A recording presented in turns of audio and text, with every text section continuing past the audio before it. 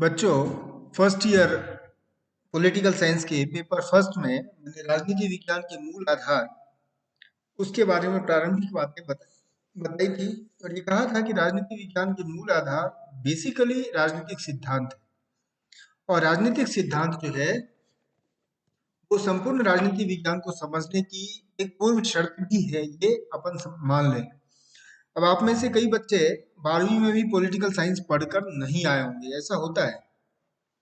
ज्यादातर बच्चे तो 12वीं में राजनीति विज्ञान पढ़कर आए होंगे, लेकिन कुछ बच्चे बिल्कुल पढ़कर नहीं आए होंगे, नया विषय आवंटित हुआ उनको।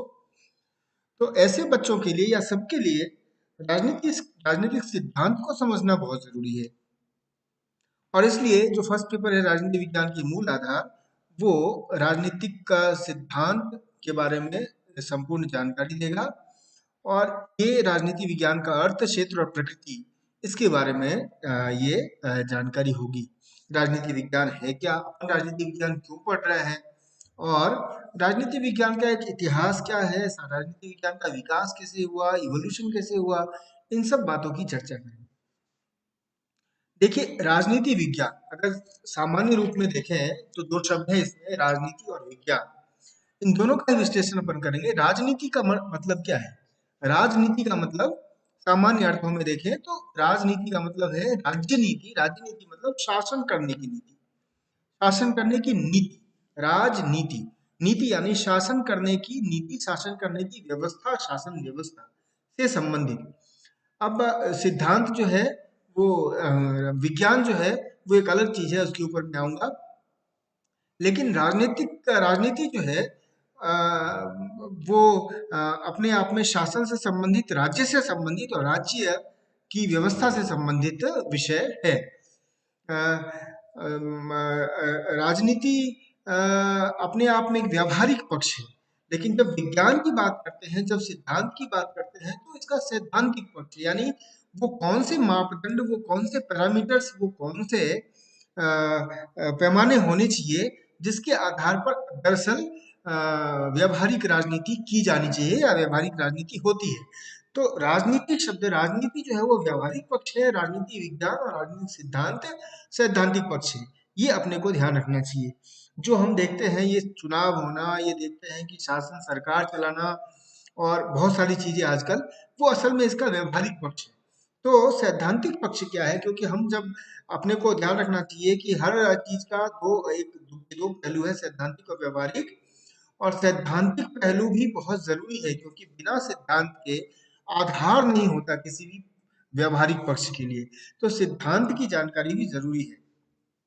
इसलिए राजनीति को समझने से पहले हमें राजनीतिक सिद्धांत को भी समझना चाहिए, और इसलिए राजनीति विज्ञान की चर्चा होती है। अब विज्ञान क्या है? विज्ञान, सबसे पहले जब मैं बताऊंगा, एक बड़ा डिबेट है ये परंपरागत बनाम आधुनिक राजनीतिक विज्ञान के क्षेत्र में, कि जब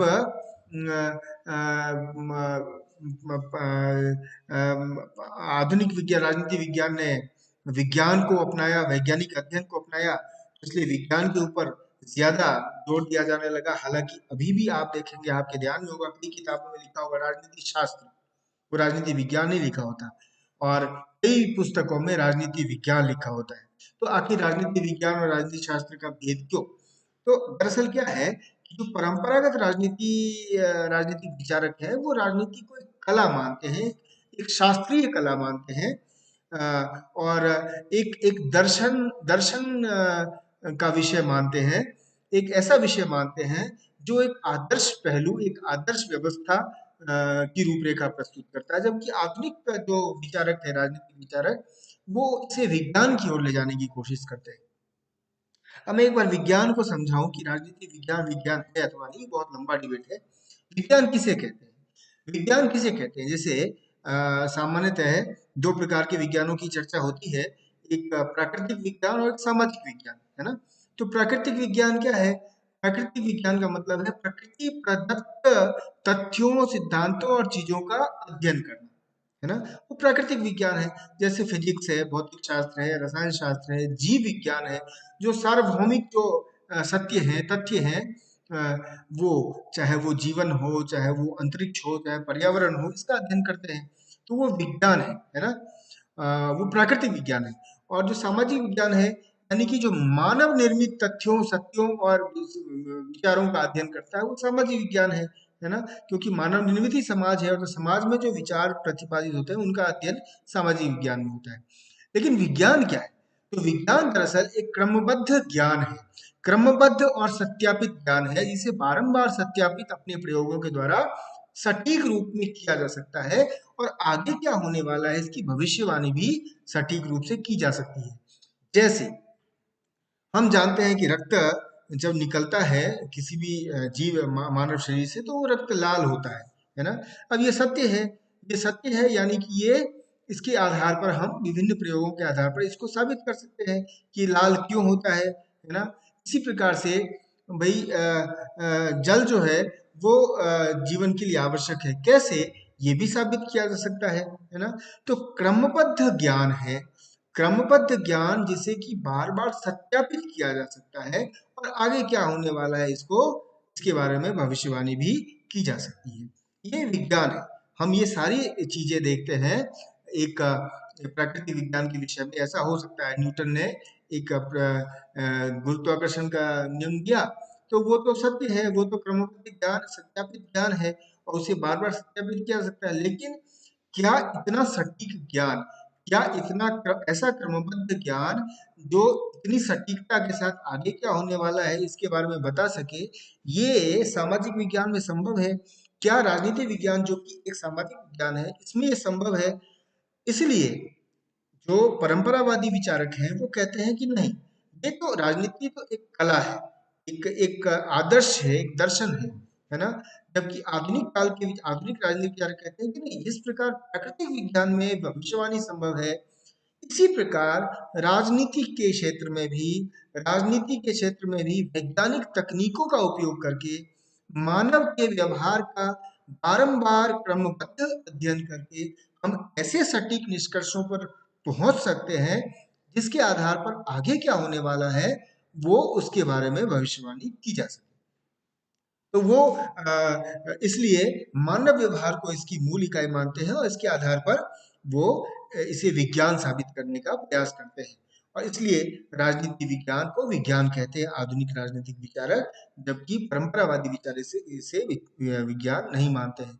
तो ये जो डिबेट है, ये जो विवाद है, ये जो वाद विवाद है, ये लंबे समय से राजनीति विज्ञान के क्षेत्र में राजनीति विज्ञान बनाम राजनीतिक शास्त्र ये चल रहा है और इसका कोई ऐसा सर्वमान्य हल ना तो अब तक निकला है ना ही निकलने की संभावना है, क्योंकि हम जानते हैं सामाजिक विज्ञान में कुछ भी सार्वभौमिक नहीं होता, सार्वभौमिक सत्य नहीं होता, यह तो सापेक्ष होता है और ये समय काल परिस्थिति के अनुसार विश्लेषण के आधार पर हम नई चीजों का प्रतिपादन करते हैं। विज्ञान की भांति इसमें कुछ भी सार्वभौमिक अंतिम सत्य नहीं होता।